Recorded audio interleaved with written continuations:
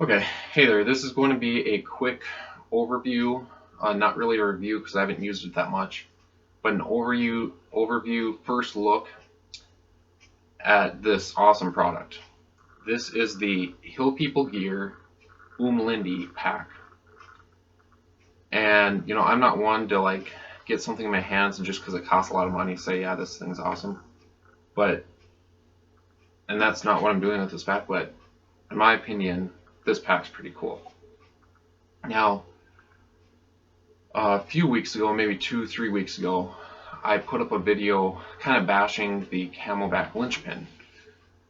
And, I've softened up a little bit, but all my original criticisms still stand. At least for me, it sucked.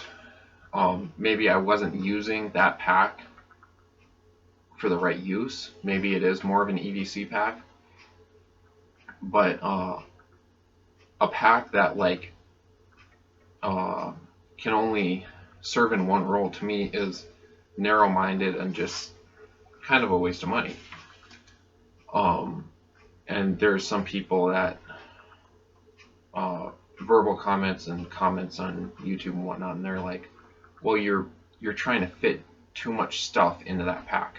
The pack's not designed to hold it." But online, all these people were saying, "Yeah, overseas, I was putting like M249 drums and strapping M249s and mortars, explosives, all this stuff." And they were saying the reason that it has an overbuilt suspension is so it can hold a lot of weight and stuff you wouldn't traditionally carry in that type and size of backpack. So I was like, well, I'm not going to carry that stuff, but I'm going to cram it full of some kind of heavy stuff. But I'm like, if it serves them, it should serve me just fine. And it turns out that it wasn't the best pack for the job, I guess. But and that's part of the reason that I went out and started looking for a new pack. Not that it was a horrible pack, it just didn't serve my role, and it was also like kind of a single function pack. It wasn't a multifunctional. Um, it can serve kind of multiple things, and at least in my opinion, that's kind of how it was. It was like, yeah, an EDC day pack, but not that much farther. And the problem with mine is I don't carry a lot of stuff, so I only need a pack the size of a day pack. But a lot of day packs aren't built to the standard I consider high quality, and then they don't have some features that I want, like a padded waist belt, like a comfortable waist belt, heavy duty compression, simplicity, not a lot of zippers, and Velcro and things that can just break. So, I mean, when I was looking for a pack, I kind of wanted all these kind of unique things because, like, I don't pack a lot of stuff, but I don't want just a day pack. I want something comfortable, well designed, high quality, with certain features that I want, and also a lot of features that are popular that I didn't really care for. So I started searching out. I didn't want some like colorful, rainbow colored REI, like a pack you'd find at REI, even though those are high quality and they're good and they're lightweight, all that stuff. Personally, I didn't like that style. It was more of a personal thing. So a lot of those were off the list. So the other thing I didn't want is I didn't want a pack laden with tons of molly. Because the few drawbacks I find, I don't care if like people think that you look tactical or whatever. That's just retarded. That whole theory and whatever. So I don't care what people think about how my pack looks or whatever. But number one, it adds kind of unneeded weight because all that nylon strapping can add up. And number two, it kind of encourages you to just attach more and more crap because you're like, well, it's there, so I want to add pouches and mag pouches, canteen pouches. So I mean, I've seen some packs that they're like little Maxpedition packs meant to be like, I mean, they're like, I don't know, this big, but they have molly all around it. So people have canteen pouches, mag pouches, these type of pouches, different types of pouches, you can't even see the original bag. And they're like, well, this kind of sucks because I can hold 50 pounds of gear, but it's not comfortable because it doesn't have this, and it doesn't have a hip belt, and it doesn't have this. And the other thing, which is more physics and kind of geeky, is, for example, a lot of the pouches, military style pouches, are meant to hold heavier, well, not heavier, but like water bottle holders, mag pouches, different types of pouches for electronics or whatever. So when you start attaching those things to the outside, especially this area, it brings kind of the center of balance of the pack, center of gravity, out away from you, which isn't really what you want because it kind of makes it feel even heavier. And I mean, common preaching is you kind of want heavier stuff towards your back, higher up, blah, blah. And I mean, I don't follow that really, but so I was looking for a pack that wasn't so much modular, because I think that word gets thrown around too much in just outdoor gear. But I wanted a pack that was functionally simple. And what I mean by that is like these integrated canteen pouches. They don't weigh anything, and they're designed to hold the type of water bottle that I carry. They don't weigh anything. They don't really add that much bulk to the outside of the pack, but they're there. And you don't, like, you get them with a pack. So I'm like, okay, that's cool. The other thing is compression straps.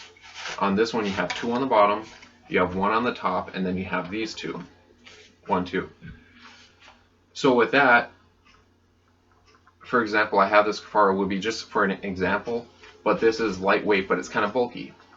And it could be a poncho, it could be a rain jacket, a winter jacket, you know, something light that you don't necessarily want in your pack, because if you, like, say you stop, you want to throw that on to warm up. So all you have to do is unlatch it, take it off. Now after I take that off, you can see it's a little bit smaller. And again, this might be too small for some people, but I kind of like finding packs that are on the slightly smaller side, because it forces me to not overpack. If you have like a size parameter that you have to fit a certain amount of stuff in, you think about what are more needs and what are more luxuries or comfort items. So that's another thing I liked about this pack. Now, before I get any farther, on their website, if you didn't watch Camelback Linchpin or video, you can go to it and you'll kind of know what I'm talking about. But you know, Camelback, they said, yeah, it's these dimensions, which they weren't those dimensions. It holds this much space, which it doesn't. So even if it holds up the amount of gear you need, it's kind of misleading. So you have to wonder, well, what else are they misleading about? Now this pack is quite the opposite. It's and right on the site, it states the weight and it states the dimensions, and then it says dimensional volume of this pack is 1,358.5 cubic inches. Underneath they say dimensional volume is not the number used by manufacturers to denote capacity. To get a cubic inch number that you can use to compare what you're accustomed to compare it to other packs, divide or multiply the dimensional volume by 1.5 to 1.7. So you pretty much take that 1360, take that 1360 number, and on a calculator you multiply it by 1.6 right in the middle, and you get 2176. So that's the size of this pack, 2176. So that right there, yeah, it's slightly bigger than what the Camelback Linchpin is stated to be, but I can fit way more stuff in this, whether it's the way it's designed, the actual physical space, I don't know, but I can tell you right now that I can fit a lot more stuff, and the pack is a lot more comfortable. We'll get into the reasons behind that in a second, but going back, and again, I would recommend just going to their site. They have a cool site. They sell a lot of other cool products, top-notch products. But it says the meaning behind the name of the pack. Umlindi means watchman in Zulu. They kind of designed it for a South African rhino poaching interdiction team. They go on and on. Has 500 denier cordura construction, Velcro opening lumbar pad, 70-75 aluminum stay, frame sheet, also a pulley compression system, which we'll look at in a second. Large dual wand pockets, so those are the canteen pouches, 2 of them. 3 reinforced hang tabs, which we might get to. Hose port, half depth slot pocket inside of pack on backside. Compression straps. Paracord tool loop, kind of like an ice axe loop, accepts a number of accessories. Comes in foliage, multicam, Ranger green. And I mean, that's about it. And the weight is 2.82 pounds.